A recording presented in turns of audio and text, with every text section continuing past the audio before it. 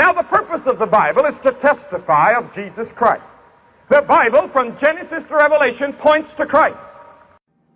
The Bible is true in a very strange way. What you do as an educated person is sample that structure that constitutes the sum total of the texts of our civilization. Because if those four things are true, that there's truth, that God exists, that miracles are possible, and the New Testament is reliable enough to let us know that the resurrection occurred, then Christianity is true. Because if Jesus rose from the dead, game over, Christianity is true. So, what is the food you give to the soul? It is reading the Bible, the Word of God. And I don't care who you are, you cannot live a victorious life if you neglect Bible reading and Bible study. But what we have at stake here is far more than that. You know, your life depends on this book. So read it. Numbers, chapter 14, the Pulpit Commentary, verse 1. And the people wept that night, as the spies repeated their dismal tidings, each to the leading men of his own tribe. And as the report was spread swiftly through the tents, compare Deuteronomy, chapter 1, verse 27. With ever-increasing exaggerations, the lamentation became universal. Verse 2. Murmured against Moses and against Aaron, whom they probably suspected, and accused of seeking their own personal ends. Here we may see the true reason why Joshua had not been put forward to advocate an immediate advance. The Septuagint has fe compare 1 Corinthians chapter 10 verse 10. Would God we had died. Fe. Septuagint, fe. The authorized version is unnecessarily strong. Verse 3. Wherefore hath the Lord brought us? Rather, wherefore doth the Lord bring us? Fe. Septuagint, fe. They were not actually in the land yet, but only on the threshold. Verse 4. Let us make a captain, and let us return into Egypt. Although this was only proposed in the wildness of their distress, yet it was a height of rebellion to which they had never risen before. They had lamented that they had not died in Egypt, and they had wished themselves back in Egypt. But they had never proposed to take any overt steps towards returning thither. Nothing less than an entire and deliberate revolt was involved in the wish to elect a captain for themselves. For the angel of the covenant was the captain of the Lord's host, Joshua chapter 5 verses 14 and 15. The proposal to depose him and to choose another in his place marked the extremity of the despair, the unbelief, and the ingratitude of the people. Verse 5. Moses and Aaron fell on their faces, after making ineffectual efforts to reason with the people, or rather with their leaders. Deuteronomy, chapter 1 verses 29 through 31. It was not, however, in this case, an attitude of intercession, but the instinctive action of those who await in silent horror a catastrophe which they see to be inevitable. It testified to all who saw it that they were overwhelmed with shame and sorrow in view of the awful sin of the people, and of the terrible punishment which must follow. Verse 6. And Joshua, in a last hopeless effort to bring the people to a better mind, or at least to deliver their own souls, there was no reason why Joshua should hold back any more, rent their clothes, another token of grief and horror practiced from patriarchal times. Compare Genesis, chapter 30, 7 verses 29 and 34, Job chapter 1 verse 20. Verse 8. If the Lord delight in us, an expression used by Moses himself, Deuteronomy chapter 10, verse 15. It did indeed place the whole matter in the only right light. All the doubt that could possibly exist was the doubt implied in that if. Verse 9. They are bread for us. They are our food, i.e., we shall easily devour them. Compare Numbers chapter 24 verse 8, Psalm chapter 14 verse 4. Perhaps it has the further significance that their enemies would be an absolute advantage to them, because they would however unwillingly supply them with the necessaries of life. So apparently the Septuagint, fe beta tau, tau facie, omicron mu epsilon nu tau, alpha rho psi omega omicron rho delta their defense is departed from them. Literally, their shadow, that which shielded them for a while from the fierce blast of divine wrath. This shadow was not positively the divine protection, as in Psalm chapter 91 verse 1, and elsewhere, but negatively that providence which left them a space wherein to walk in their own ways. Compare Fefe of 2 Thessalonians chapter 2 verse 6. Verse 10. Bade stone them with stones. Angry people cannot endure the counsels of calm reason. And perhaps the hostility which they felt against Moses they were very ready to vent upon his minister. The glory of the Lord appeared before all the children of Israel. At the moment when they were about to proceed to violence, the divine glory filled the tabernacle, and flashed forth with a brilliancy which compelled their awe-struck attention. Verse 11. And the Lord said unto Moses, who had, as we may suppose, risen, and drawn nigh when the glory of the Lord appeared. Verse 12. And will make of thee a greater nation and mightier than they. By electing Moses, in the place of Jacob, to be the founder, an ancestor of the chosen race, God would still have made good his promises to Abraham, and would only have vindicated for himself the same freedom of choice which he had used in the case of Ishmael and of Esau. We cannot, however, regard this offer as embodying a deliberate intention, for we know that God did not really mean to cast off Israel. Nor can we regard it as expressing the anger of the moment, for it is not of God to be hasty. We must understand it distinctly as intended to try the loyalty and charity of Moses, and to give him an opportunity of rising to the loftiest height of magnanimity, unselfishness, and courage. Moses would unquestionably have been less noble than he was if he had listened to the offer. It is therefore certain that the offer was only made in order that it might be refused. Compare Exodus chapter 30, 2 verse 10. Verse 13. And Moses said unto the Lord. The words which follow are so confused, and the construction so dislocated, that they afford the strongest evidence that we have here the ipsissima verba of the mediator, disordered as they were in the moment of utterance by passionate earnestness, and an agonizing fear. Had Moses been ever so eloquent, a facility of speech at such a moment would have been alike unnatural and unlovely. What we can see in the words is this: that Moses had no thought for himself, and that it never occurred to him to entertain the tempting offer made to him by God. That he knew God too well, and if we may say so cared for God too much, to let him so compromise his honor among the nations, and so thwart his own purposes, without making one effort, however audacious, to turn his wrath aside. We can see that it is as in Exodus, chapter 32 verses 11 and 12, only much more boldly and abruptly the thought of what the heathen would say which he wishes to thrust upon the Almighty, but we cannot be sure of the right translation of the words. The most literal rendering would seem to be, both the Egyptians have heard, Fay, that thou broughtest out this people from among them with thy might, and they have told it, Fay, to the inhabitants of this land. They have heard, Fay, repeated, that thou, Lord, art amongst this people, etc. The Septuagint, however, translates the first verb by a future Fay, and, as this gives a much clearer sense, it is followed by the Targum Palestine, and most of the versions. Verse 16. Because the Lord was not able to bring this people into the land. Moral or religious difficulties could not be comprehended by those heathen nations as standing in the way of God's purposes. Physical hindrances were the only ones they could understand, and they would certainly infer that if he slew the Israelites in the wilderness, it could only be in order to cover his own defeat and failure before the rival deities of Palestine. Verse 17. And now, I beseech thee, let the power of my Lord be great. Here the argument of Moses rises to a higher level. He ventures to put God in mind of what he had himself declared to Moses in the fullest revelation, which he had ever made of his own unchangeable character, viz., that of all divine prerogatives, the most divine was that of forgiving sins and showing mercy, according as thou hast spoken. See on Exodus chapter 30. 4 verses 6 and 7. The words are not quoted exactly as they're given, but are substantially the same. Verse 19. From Egypt until now. From the first passion of despair in Egypt itself. Exodus chapter 14 verses 11 and 12, through the murmurings in the wilderness of sin, and the apostasy of Mount Sinai, to the last rebellion at Kibroth Hattava. Verse 20. I have pardoned. Whatever necessary exceptions and qualifications might remain to be afterwards declared, the great fact that he forgave the nation, and that the nation should not die, is announced without delay.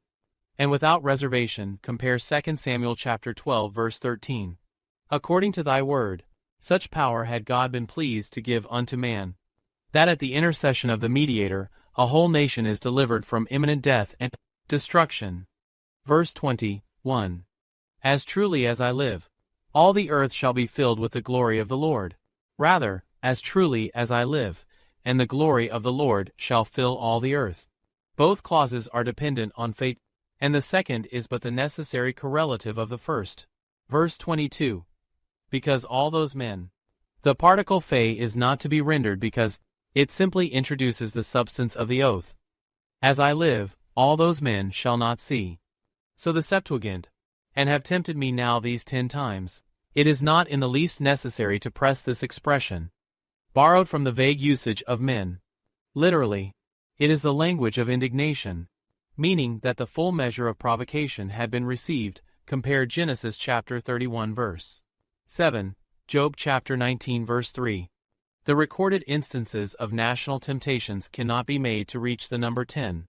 Verse 23. Surely, they shall not see. Phe, if they shall see, according to the usual Hebrew idiom. Compare Psalm chapter 107 verse 11 Septuagint. Hebrews chapter 4 verse 3, phe, verse 20. 4. My servant Caleb. Caleb alone is mentioned here, as if he were the only exception to the sentence just passed upon the generation which came out of Egypt, taken in connection with Numbers chapter 13 verse 30, and in contrast with Numbers chapter 14, verses 6:30 and 38, it has been supposed to point to the interweaving here of 2 narratives, from the one of which the name of Joshua was intentionally omitted. See the introduction. The fact, however, is that Joshua is not the only, nor the most remarkable, exception to the general sentence, which is not specified here. Moses and Aaron themselves were undoubtedly not included in that sentence at this time, although they afterwards came under the severity of it. See on Deuteronomy chapter 1 verse 30. 7. Eleazar, the priest, was one of those who entered with Joshua. Joshua chapter 14 verse 1. And it is vain to argue that he might have been under 20 at the time of the numbering. Compare Numbers chapter 4 verse 16. There is indeed every reason to believe that the whole tribe of Levi were excepted from the punishment, because they were not compromised in the guilt. They had no representative among the spies, nor were they called upon to go up and fight.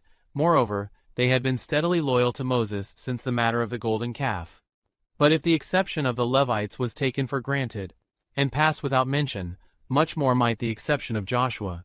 He did not stand by any means in the same position as Caleb and the other spies. He was the minister and lieutenant of Moses, whose fortunes were obviously bound up, not with those of his tribe, but with those of his master. If Moses had accepted the divine offer to make him the head of a new chosen race, no doubt Joshua would have been given to him.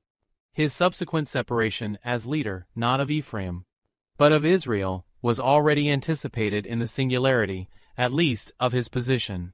Caleb, on the other hand, was merely a chieftain of the tribe of Judah, with nothing to distinguish him from the mass of the people but his own good conduct.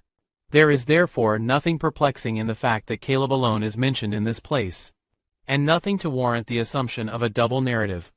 Another spirit, the spirit which possessed and prompted Caleb, was no doubt the Holy Spirit, just as the spirit which moved the rebellion was an evil spirit. Ephesians chapter 2 verse 2.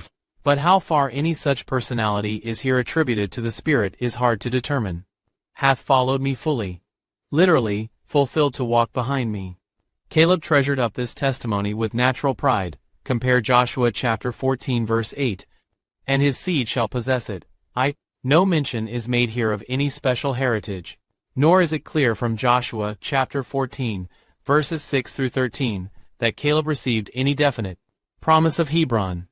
He spoke indeed of a promise made him, probably at this time, by Moses, but that promise was a very general one. He asked for this mountain whereof the Lord spake in that day. But he may only have referred to the divine command first to explore, and then to occupy the mountain as the nearest portion of the promised land. Verse 25. Now the Amalekites and the Canaanites dwelt in the valley. This parenthesis bears on the face of it several difficulties, both as to the meaning of the statement and as to its position in the text. 1.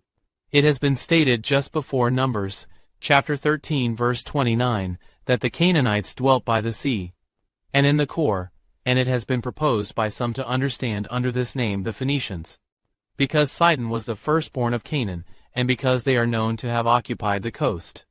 But if Canaanite means Phoenician in chapter Numbers, chapter 13 verse 29, it is difficult to maintain that it is here equivalent to Amorite.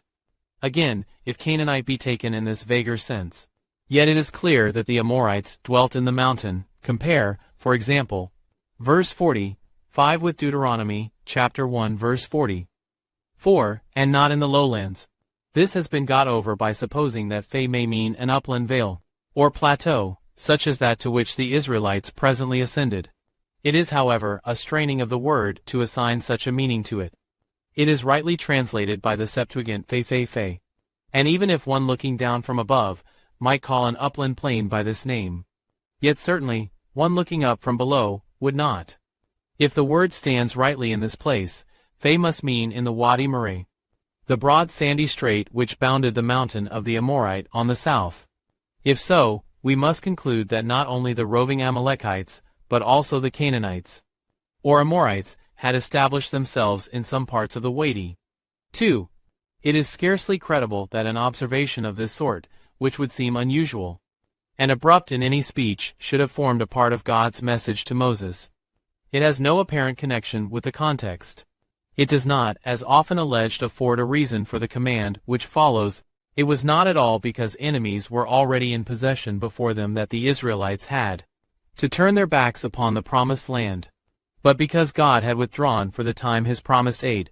If the valley be the Rachma plateau, they had always known that hostile tribes held it, and that they would have to conquer them. That the words are an interpolation, as the authorized version represents them, seems as certain as internal evidence can make it. Lent by whom made, and with what intent, is a question which will probably never be answered. It may be worth while to hazard a conjecture that the interpolated words are really connected with what goes before, namely, the promise of inheritance to Caleb.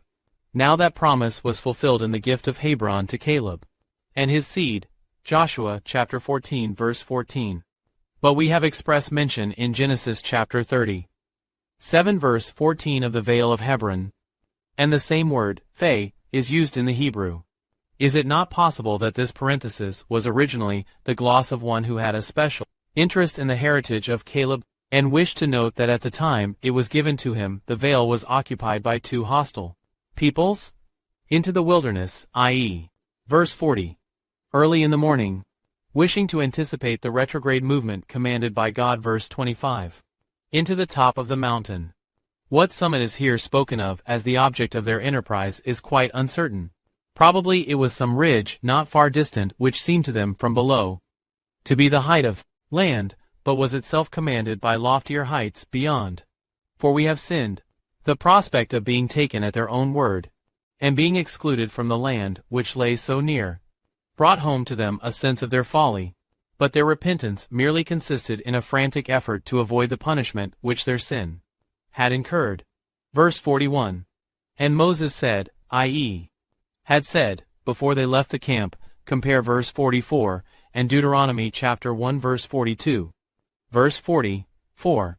They presumed to go up. This gives the sense very well. They were deaf to all persuasion or command to stay. Septuagint, Fe. Thus they added to an evil distrust in the power of God, and almost more evil trust in their own power. It does not seem correct to say that unbelief was the real cause of both errors, unbelief, firstly in God's promises, and secondly in his threats. It was rather one of those many cases in which men seek to atone for a fault on one side by rushing into as great a fault on the other side. They spoke brave words about the place which the Lord hath promised, as though it were indeed obedience and trust which spurred them on, instead of presumption and selfishness. The ark of the covenant of the Lord, and Moses, departed not out of the camp. The plainest possible token that the Lord was not with them. With Moses remained no doubt all the Levites, and the silver trumpets, and Joshua, and perhaps the bulk of the people. Verse 45. The Amalekites came down, and the Canaanites. See, on Deuteronomy, chapter 1 verse 44. They came down from the summit of the mountain country, and drove the Israelites off the saddle, or lower level, to which they had ascended. Discomfited them. Septuagint, Phe. Cut them up. Unto Hormah. This mention of Hormah is extremely perplexing, especially when we find from Deuteronomy chapter 1 verse 40. For that it was in Phe, which is the ordinary name for the territory of the Edomites. The name Hormah meets us again in Numbers, chapter 21 verse 3. See the notes there. As having been bestowed by the Israelites upon the place where they destroyed the people of King Arad. If this be the same Hormah, it must be so named here by anticipation. It is, however, quite possible that it is another place altogether. Again, if the seer of Deuteronomy chapter 1 verse 40, for be the country usually so called, we must suppose that the Edomites had at this time occupied a part of the Azazimah, contiguous to the Wadi Murray, and westwards of the Arabah. We should then represent the Israelites to ourselves as being driven off the mountain, and across the Wadi Murray, and cut down in the mountains beyond, as far as a place called Hormah. Perhaps from this very slaughter. Others have found Hormah, or Zephath, Judges chapter 1, verse 17, and Seir among the multitudinous names of past, or present habitation in the south of Palestine. The perplexing resemblances of which, coupled with the vagueness of the sacred narrative, lead to the rise of as many different theories as there are commentators. It must, however, be erroneous to represent this hasty incursion of the Israelites, without their leaders, and without their daily food from heaven, as a campaign in which they advanced for a considerable distance, and were only partially expelled at last. It is clear from this passage, and still more from the parallel passage in Deuteronomy, chapter 1, that the expedition was swiftly and ignominiously repelled and avenged. Compare the expression, chased you as bees do. Note to chapters 13 and 14. On the position of Kadesh and the route taken by the Israelites, the old name of Kadesh was in Mishpat. Genesis chapter 14 verse 7, or the Well of Judgment. Its later and more familiar name was equivalent to the sanctuary, or holy place. Compare the Arabic name for Jerusalem, El-Quds. It is possible that it received this name from the long sojourn of the tabernacle and its neighborhood. Deuteronomy chapter 1 verse 46. But it is more likely that it possessed some character of sanctity from ancient times, a character which would very well harmonize with the fact that justice was administered there. It is evident that in order to obtain any clear and connected idea of the history of Israel between the departure from Sinai and the encampment upon the plains of Moab, it is above all necessary to fix approximately the position of this place, which for one generation was the most important place in the whole world. It was no doubt from the neighborhood of Kadesh that the spies were sent, and it was certainly to Kadesh that they returned from searching the land. Numbers chapter 13, verse 26. From Kadesh, the first disastrous attempt was made to invade the country, and from thence again the final journey began, which led the nation round the coasts of Edom to the plains of Moab. Thus Kadesh was of all places, next to Mount Sinai, the one associated with the most momentous events of those momentous years, marking at once the terminus of their first journey, which should have been their last, the beginning of their tedious wanderings, and the starting point of their final march. So far, however, from there being any certainty or agreement as to the site of Kadesh, we find two sites proposed widely separated from one another, each maintained, and each assailed by powerful arguments, which divide between them the suffrages of geographers and commentators. And besides these, there are others less powerfully supported. The view adopted in the notes to this book is that of the travelers Roland and Williams, and of the great majority of the German commentators. It is fully stated and minutely argued in Kurtz's History of the Old Covenant, Volume 3 in Clark's Foreign Theology Library.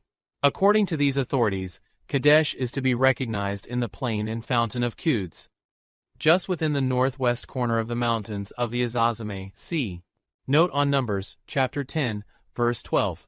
This desert plain, some 10 miles by 6 in extent, is screened from ordinary observation by the outer mountain walls of the Azazimah. which shut it off on the west from the desert road from Sinai to Hebron, on the north from the Wadi Murray. At the north-east of the plain is a bold and bare rock, a promontory of the northern mountain rampart, from the foot of which issues a copious spring, which begins by falling in cascades into the bed of a torrent, and ends by losing itself in the sands. Amongst the wadis which open into the plain is one which bears the name of Redemat. See note on Numbers, chapter 12 verse 16.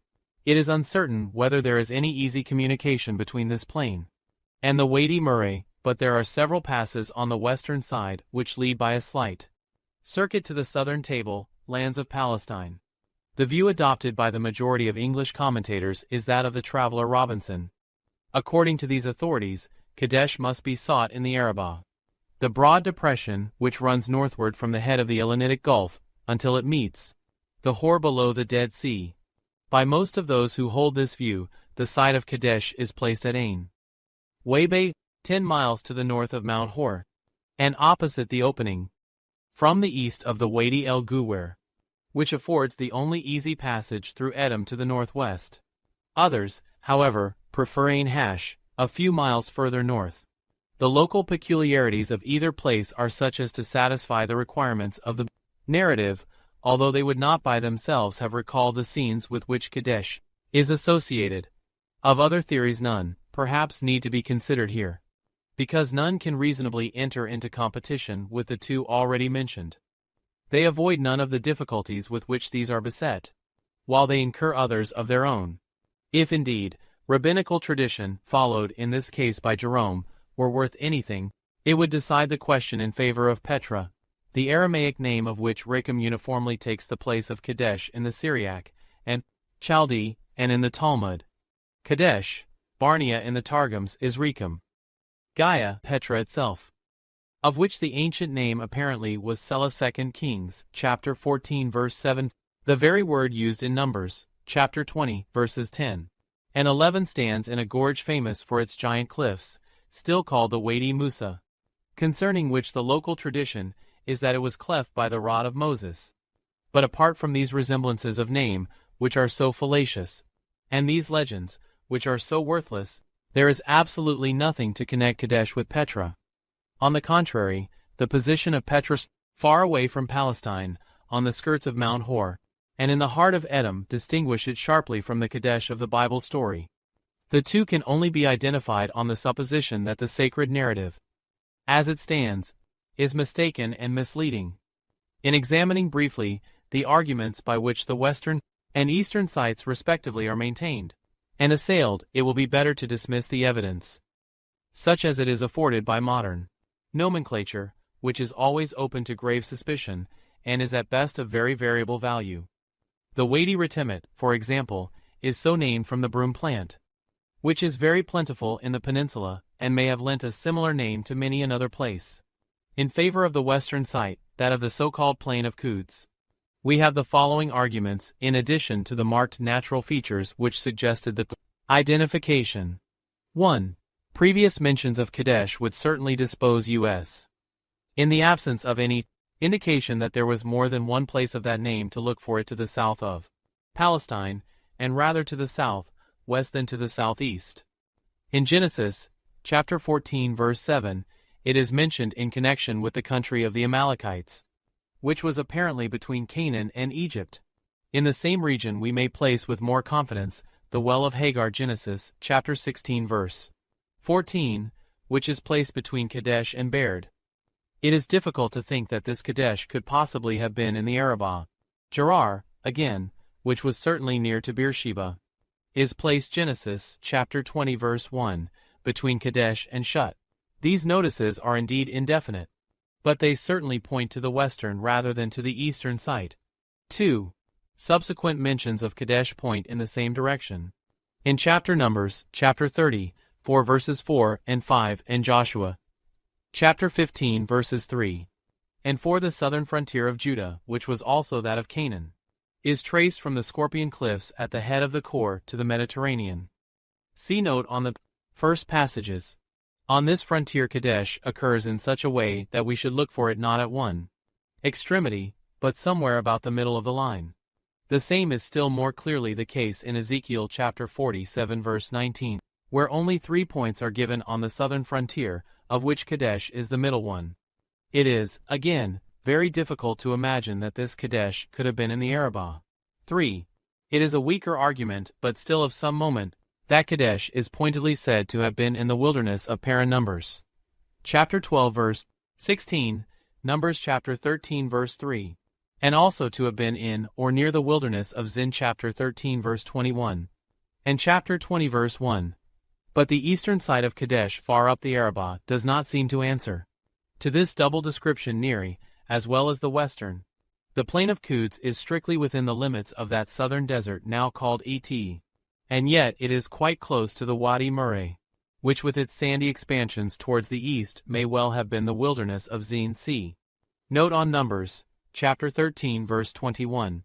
In favor of the eastern site, the only argument of real weight is founded upon the repeated statement that Kadesh was close upon the territory of Edom. In Numbers, chapter 20 verse 16. For example, it is spoken of to the king of Edom as a city in the uttermost of thy borders.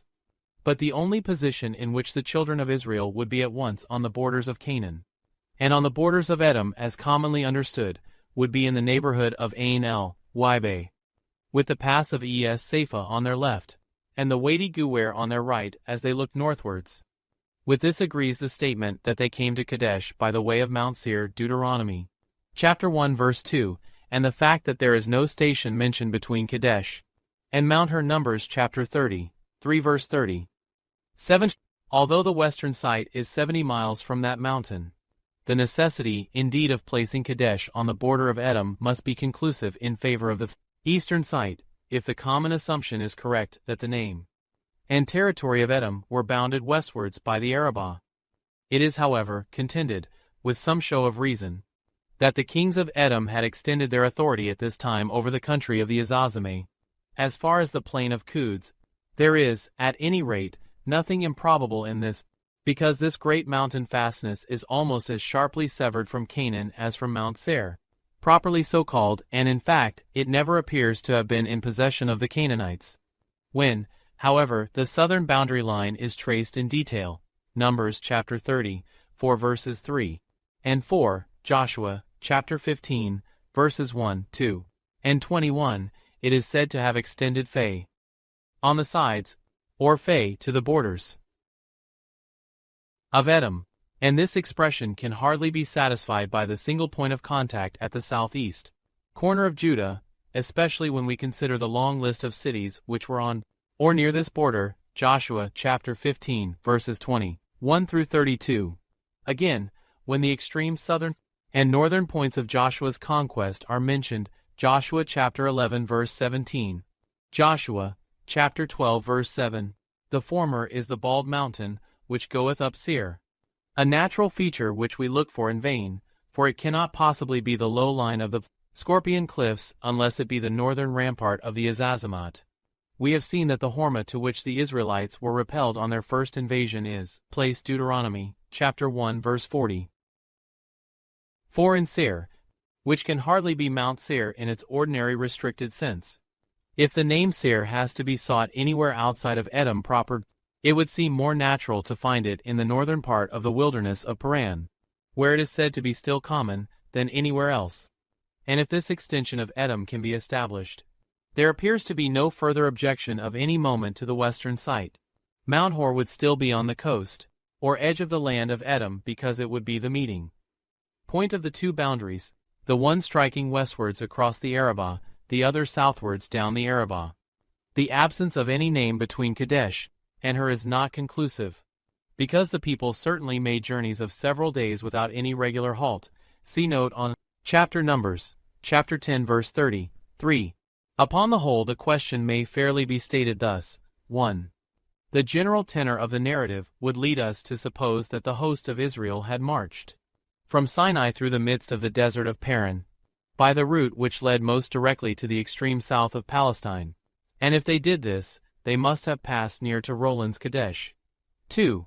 The natural features of this site, its position with regard to the desert of Et, and the Wadi Murrah, its distance from Sinai, Deuteronomy chapter 1 verse 2, and its proximity to the Negeb and the plateau of Rakhma seem to harmonize better with all that we read about Kadesh than the corresponding characteristics of the rival site. 3. The general effect of the various mentions of Kadesh, both before and after, is undeniably, though not decidedly, in favor of the western site. 4. The minor arguments which are urged on one side or the other may be allowed to balance one another, for it is certain that neither is free from difficulty. 5. The difficulty with respect to Edom is a very serious one, and with many will be decisive against Roland's Kadesh. 6. What must turn the scale one way or the other is the independent evidence that the border of Edom extended at this time across the Arabah and included the northeast portion of the desert of Paran, namely, the mountain mass which fronted the southern edge of Canaan. There is some evidence that this was the case, and it cannot be met by the simple assertion that the territory of Edom consisted only of Mount Seir, and that Mount Seir lay wholly to the east of the Arabah.